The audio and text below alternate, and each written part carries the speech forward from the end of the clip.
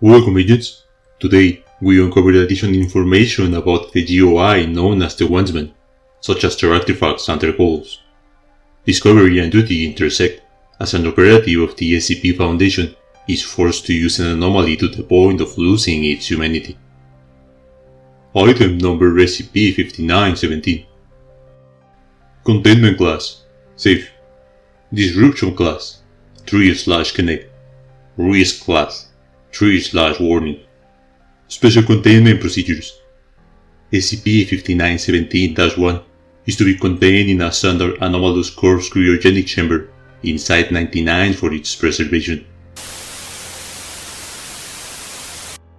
SCP-5917-2 is currently in the possession of GOI-5917, the Wandsman. The Foundation continues to attempt tracking these individuals. Their current location remains unknown.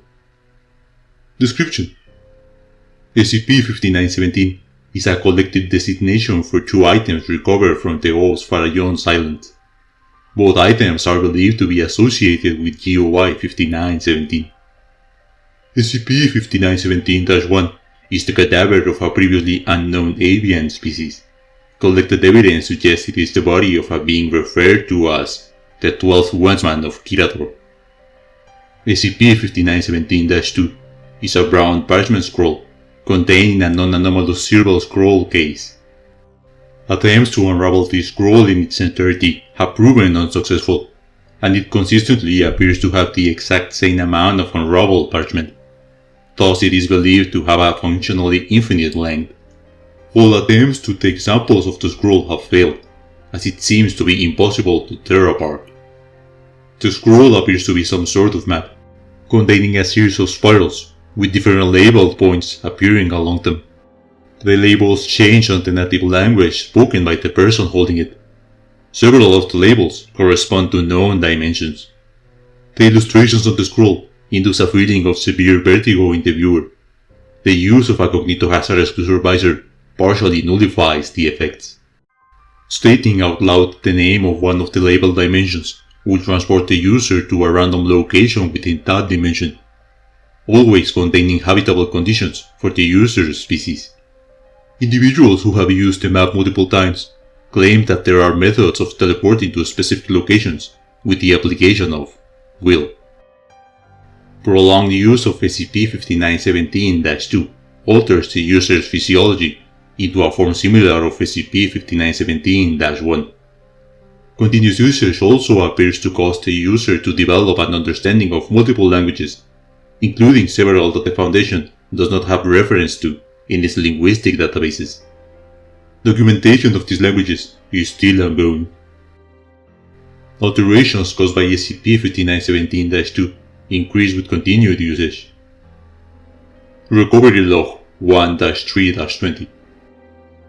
SCP-5917 was recovered from the Farallon's islands off the coast of the small fishing town of San Cibrao, Spain. Residents of San Cibrao reported that an unrecognized boat had moored there for several days and called the authorities seeking an explanation. Foundation retrieval teams investigated the site and determined that the rowboat contained a decomposing avian entity approximately 2.4 meters tall from head to foot, designated SCP-5917-1. The creature had apparently received multiple stab wounds before perishing. The creature's foreclaws were wrapped around SCP-5917-2 at the time of discovery. Incident Report 2-5-20. Researcher Barnes was examining SCP-5917-2 with a mimetic exclusion visor when he read out loud the phrase "Spider's Horde" in surprise. He was immediately transported to Dimension 12A-3B. Sidebar: Dimension 12A-3B. Dimension 12A-3B is a recently discovered reality that consists of a system of underground tunnels containing large amounts of stolen items and humans, living and dead. These items are dragged into the dimension by a group of semi-sapient giant arachnids, presumably using a currently unknown method of interdimensional travel. MTF Sigma 2, Corn Watchers, discovered this dimension on 1-120 while investigating a series of disappearances in a rural zone of Minnesota. They found numerous large chambers, similar to those dug by Tennessee arachnids, commonly known as trapdoor spiders. In spite of radar checks showing no evidence of caverns, investigations into these chambers were conducted, revealing that they were part of an interconnected, shifting tunnel network, containing both a species of giant arachnids and their victims, many of whom were kept alive and unbound for unknown reasons. The chambers also contained a large assortment of semi-random objects. Items deemed of high economic value, which had been reported missing to Minnesota state troopers, were discovered within the tunnels. It is believed that the giant arachnids are responsible for their presence, but they have yet to be observed collecting these items. Potential methods of performing search and rescue operations within this space are being discussed. Researcher Barnes arrived in a relatively calm area, but panicked upon hearing an arachnid entity moving towards him. He attempted to defend himself by using a salvage bar stool as an improvised weapon, but then realized how SCP-5917-2 functioned. He held the scroll and stated "Home" as his desired destination. Researcher Barnes returned to our dimension, missing his pinkies and all of the skin on his hand. Upon his return, he was still holding both SCP-5917-2 and the bar stool. However, the latter was stained by his blood. No blood stains were visible on SCP-5917-2. His injuries healed within 3 days, but his hands had reformed into a different morphology. Interview Log 2-10-20. Agent Briggs, can you please repeat what you just requested? Yes, sir. I'd like to use SCP-5917-2 to attempt a rescue mission to recover Agent White. For the record, Agent Briggs, do you remember what happened to Agent White? During our exploration into Dimension 12A3B, we got surrounded by spiders. Agent White staged a distraction so the rest of us could escape. He was declared MIA. And you are aware of what happened to Researcher Barnes, correct? And that we do not currently have a reconstructive method to restore him. Yes, sir, I am aware. You are also aware that Researcher Barnes had to be sedated for the duration of his recovery because he would not stop screaming? Permission to speak freely, sir? Granted. Look, I'm just offering to do what any good soldier would do.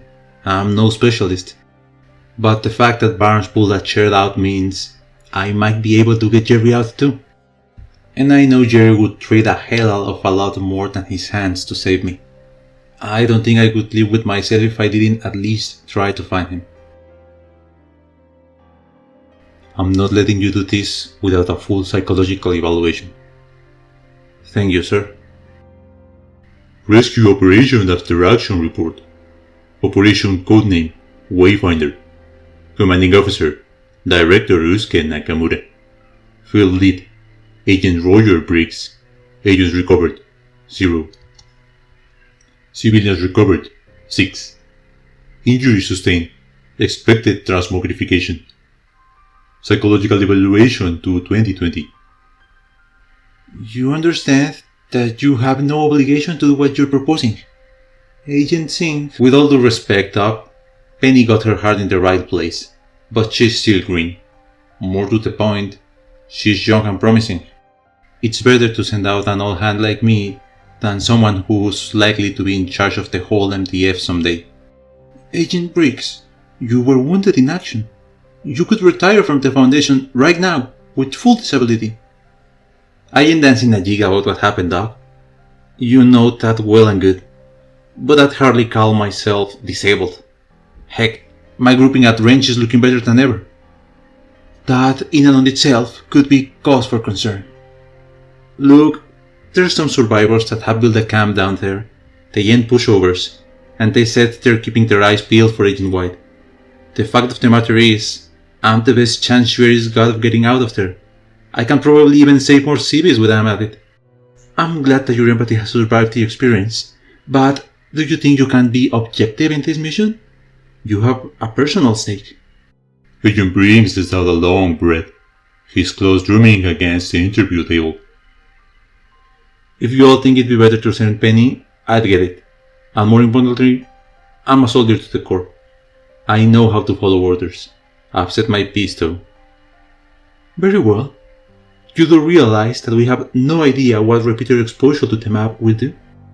I reckon I might as well find out for you. Heck, maybe my hair will grow back. Or some such, and you'll be doing me a favor. But I'm ready to lay down my life, if it comes to it. That's what being MTF means. Very well. Rescue Operation After Action Report. Operation Codename Discount Shopping. Commanding Officer Director Rusuke Nakamura. Field Lead Agent Rogers Briggs. Agents recovered Agent Gerald Watt. Civilians recovered 3. Injuries sustained. Minor lacerations on Agent White's back. Transformation of Agent Briggs' feet into claws. Appearance of feathers on Agent Briggs' arms. Interview log with Agent Penelope Singh, 22720. I'd like to start this by saying that Agent Briggs has never been anything but a model soldier. I have no reason to believe that he has any intent to cause harm to the Foundation, its objectives, or normalcy. I have nothing but respect for Agent Briggs and his service record. However, if you have something to report... I do. He's been talking in his sleep in the barracks, sir. Night terrors are not... He wasn't speaking English, sir. I know he doesn't speak any other languages. Or he didn't. I couldn't tell what most of them were, but he said something in Latin.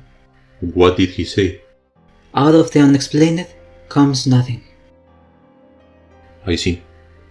Well, monitor the situation. Thank you for your report, Agent. Audio recording of initial research notes on Agent Briggs. Dr. Hofstede reporting on 22720. Personal notes. Following reports of unusual nocturnal activity, Agent Briggs was brought in for additional testing. The feathers on his arm had grown out somewhat, and it was observed that his joints had subtle alterations. Agent Briggs had gained the ability to speak at least 5 languages that the Foundation could identify, and several more we could not. Psychologically, Agent Briggs reported distress at his condition. He shared our concern over the mental alterations, and noted that the last time he used SCP-5917-2, he had experienced less nausea, and appeared closer to his intended destination. No other mental alterations were detected. Research will continue. Agent Briggs briefing log 31520. You wanted to see me, sir? Agent Briggs pauses and stands at attention, noticing 056 is present. They had been previously introduced during another mission. At ease, Agent Briggs. Agent, I hate having to ask this of you, but we have a mission for you. Approximately 20 minutes ago, those fools of the GOC began an engagement with the Serpent's Hand inside the extra-dimensional space known as the Wanderer's Library. A platoon from MTF Sigma 3 was gathering intelligence in the area, and is currently pinned down by their fire exchange. We have no meaningful way of knowing if you'll ever be able to pinpoint their locations. However, we also have no other methods to save their lives. Where's the map? Rescue Operation After Action Report. Operation Codename As the Crow Flies. Commanding Officer 056. Field Agent Agent Roger Briggs. Agents recovered 12. Civilians recovered 0. Injuries sustained 3 agents KIA. 2 recovered in critical condition. Bullet wound to Agent Briggs' shoulder due to friendly fire. Agent Briggs, now physiologically identical to SCP-5917-1. No healing process required. Assets lost. SCP-5917-2. See Incident Report for details. Incident Report 31520. Security camera footage shows Agent Briggs on the floor, bleeding. His head is now similar to that of a turkey vulture. He is significantly taller and has grown additional plumage. He clutches SCP-5917-2 in his uninjured left forearm talon. His voice is faint and somewhat more nasal. His beak moves softly with the words. He is surrounded by the surviving members of MTF Sigma 3, who are pointing guns at him. Medic, multiple wounded. Shut up! Where did you take us? Who are you? What are you? Agents, holster your weapons right now. Director Nakamura and Agent White enter the camera view, with multiple medics following. The medics begin tending the wounded. The team assigned to Agent Briggs hesitates. It's Agent Briggs. Now, treat him. The medics begin tending to the Agent Briggs as well. MTF Sigma 3 lowers their weapons. That's better. You're outside territory. Thank you, sorry asses Briggs was there to extract you. What? How did we? We'll be debriefing you shortly. Now, if you... There is a sound of a clearing throat. A large, previously unseen vulture creature, wearing an elaborate dress and a bowler hat, enters the camera view. Notably, it has what appears to be another instance of SCP-5917-2 hanging from its waist. Director, if I might have a moment of your time? Every gun in the room turns on the unknown entity. The unknown entity holds out its talons in a placating gesture. There is no need for violence. I do apologize, but I'm afraid I need to borrow your pen, Director. The director raises an eyebrow. What are you? A lovely lady who wishes to borrow your dictation pen for a few minutes. For the record, I only wish to borrow it out of courtesy. You can either let me use it, or know nothing for certain about what is going to happen in the next few minutes. The choice is yours. Why should I trust you? Why? Because I'm a reporter. One who has burned away much of her standard beauty in search of the ultimate beauty of the truth. It is not easy to become a once woman, as you well know. Now, about your pen. After a moment's pause, Director Nakamura gives her his pen. Splendid. We'll be back in a jiffy. The unknown entity and Agent Briggs vanish. Security notice. The following recording was extracted from Director Nakamura's concealed tape recorder pen. We have done everything in our power to verify the following recording's veracity. There appear to be no alterations to the record whatsoever, be they digital, magical, or otherwise. It is theorized that the unknown entity borrowed Site Director Nakamura's recorder pen explicitly to allow us to verify its contents. The anomalous nature of the recordings and of transcripts of it seem to be fundamental, natural properties of the universe. The security threat resulting from these properties is currently unknown. Recording recovered from Director Nakamura's pen. Ah, splendid. It's fully charged. This is the fourth once woman of Cologne, an elected arbiter of our honorable guild. I have published many lovely articles in our gazette, which can be found in the Wanderer's Library, or wherever fine interdimensional periodicals are sold. I would like to note, for the benefit of the Carter, that I distinctly said fine interdimensional periodicals. Your corporate propaganda is not appreciated, and we continue to have no interest in running your ads. Where are we? What did you... I advise you to drink tea, dear. It will accelerate your healing. A single bullet hole, such as that, is not likely to do much harm in the long term, but you need no wait the 2 days for it to close on its own. I'm good. Thanks. My brothers... Your fellow soldiers will live. You reach them in time, and your foundation has such medicines as to make their wounds a trifle. I'm sorry for those you lost. I lost a brother recently as well, so I certainly understand the pain. Don't you dare compare whatever the hell that was to... Mr. Briggs, I would ask that you not insult my order. We do risk everything to save others. I assure you, the 12th Wandsman of Kirador put his life and limb on the line time and again to arm the people of the multiverse with knowledge.